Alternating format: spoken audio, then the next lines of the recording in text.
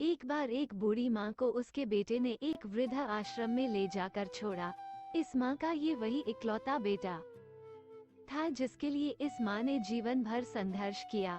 इस बेटे के लिए वो सब कुछ किया जो एक माँ को करना चाहिए या माँ कर सकती है, और आज भी अपने बेटे को किसी भी तरह की परेशानी ना हो इसलिए आश्रम में रहने के लिए भी तैयार हो गई। वृद्ध आश्रम में रह रही माँ हमेशा अपने बेटे को याद करती, मगर बेटा केवल साल में एक बार उसको मिलने जाता या फिर फोन पर बात कर लेता। कई साल बीत गए। वृद्ध आश्रम से बेटे को एक दिन फोन आया।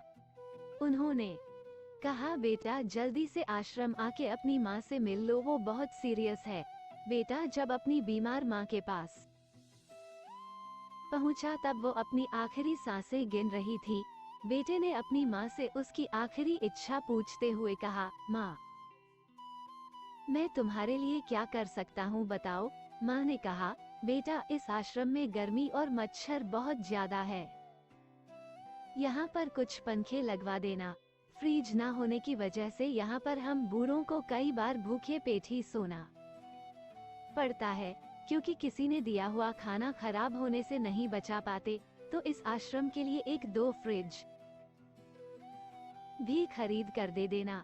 बेटे ने अपनी माँ की सारी बात सुनी और अपनी माँ से पूछा, आपने इतने साल यहाँ पर निकाल दिए पर आपने कभी भी यह बातें मुझसे नहीं कही, और अब जब आपके पास टाइम नहीं बचा है तब आप ये सब कह रही है, ऐसा क्यों?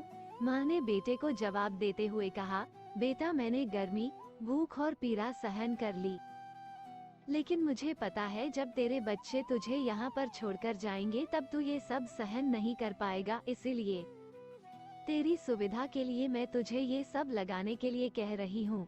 दोस्तों, माँ की ये आखिरी लाइनें किसी भी बेटा या बेटी की आंखें खोलने के लिए सक्षम है। इतिहास हमेशा अपने आप को दोहराता है। अगर आप चाहते हैं कि आपके साथ अच्छा व्यवहार हो तो आपको भी दूसरों के साथ वैसा ही व्यवहार करना पड़ेगा।